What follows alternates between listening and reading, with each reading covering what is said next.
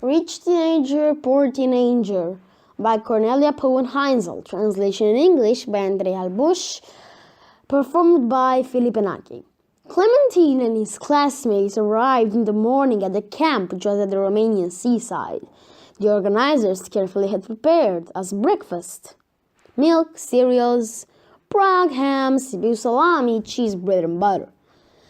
What is this? I never ate such things in my life.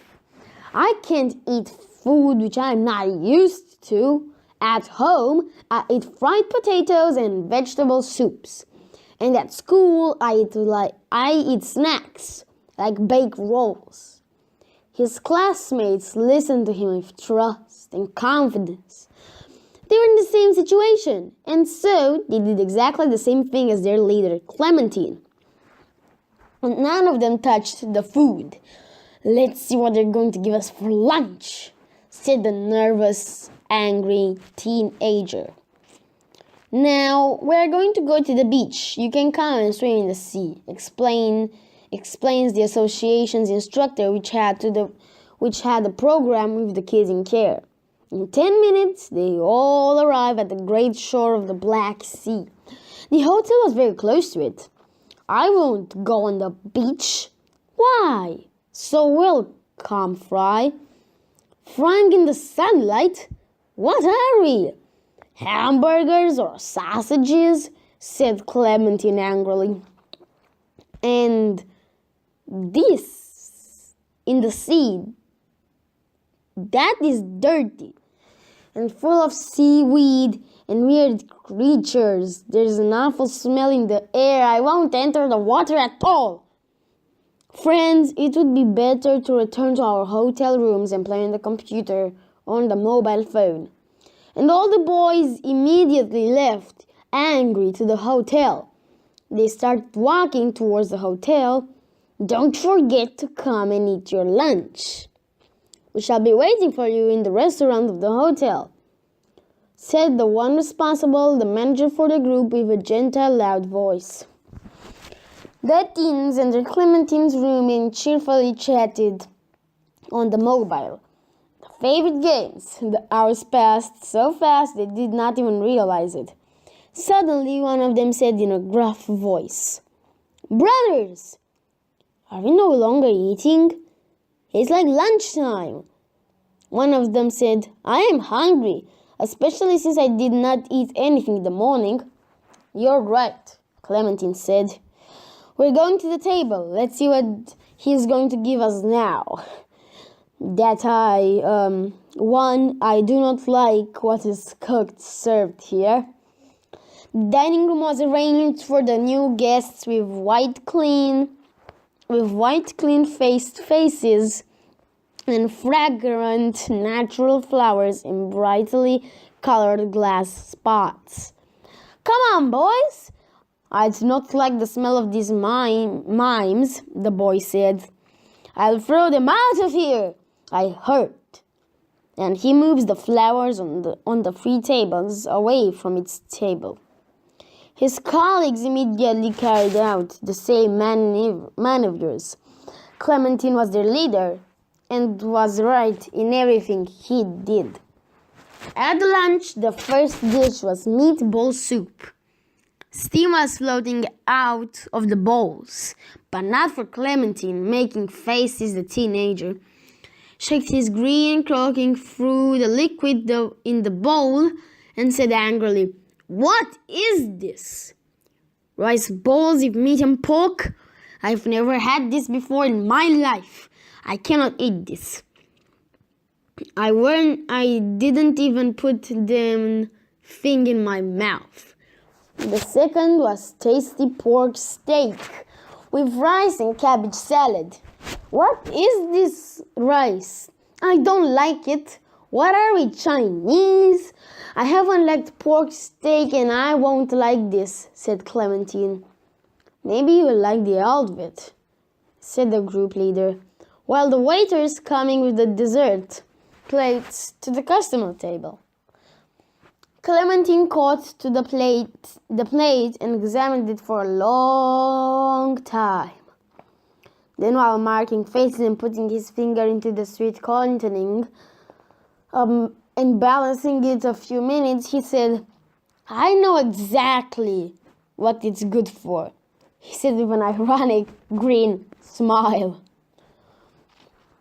While throwing the alva in Marcel's face, who was in front of him and the other side of the table, the teenager got angry at first, especially because the boy started to laugh loudly, and then repeated the move on the boy standing on his right in a few seconds. The group started all of its throwing, just like in the TV show. After that, of course, got into the hotel rooms hungry, because they did not eat anything. In the evening, by dinner time, Clementine said to his friends, "We shall not even go to eat their rubbish they give us anymore. I've discovered, looking outside the window, I saw a little shop. We get money from all the boys, and we go get what we usually like to eat: snacks, chocolates, biscuits, and baked rolls. They, however, get to walk only a bit outside of the hotel, and the guard caught him and got him to the man responsible for the group, who said with indignation, 'You cannot get out of this building alone. You cannot eat anything else. I am responsible for you, for your safety, and for your health while you're here. If anything happens to you, if you eat something that's adulterated, I'm responsible.' Clementine came back dissatisfied, grumbling in the room, and playing the games started on the mobile. In the evenings, they all being organized music and dance for the teens in the camp. Clementine comes back dissatisfied, grumbling in the room, and continues games started on the mobile. In the evenings, they all being organized music and dance for the teens in the camp. Clementine came with his group. The teens were dancing with pleasure, pleased by exciting rhythms. Slim girls with doll faces were waiting excited to be danced. One of them was delicate, with blonde hair and blue eyes, like the sea. She immediately cast a glance at Clementine, who looks attractive, with his contemptuous air looking superior compared to the other teenagers. "What with these girls? They're not like the girls we see on the internet. I'm not dancing with them. And actually, in fact, I don't even know. Come on, guys, let's go. What is this music?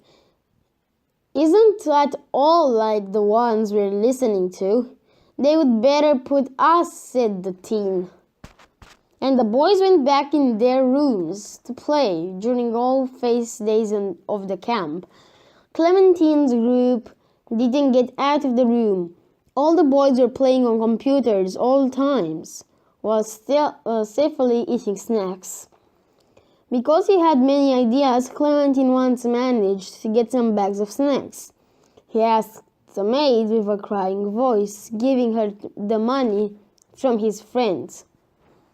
"Miss, we are very hungry.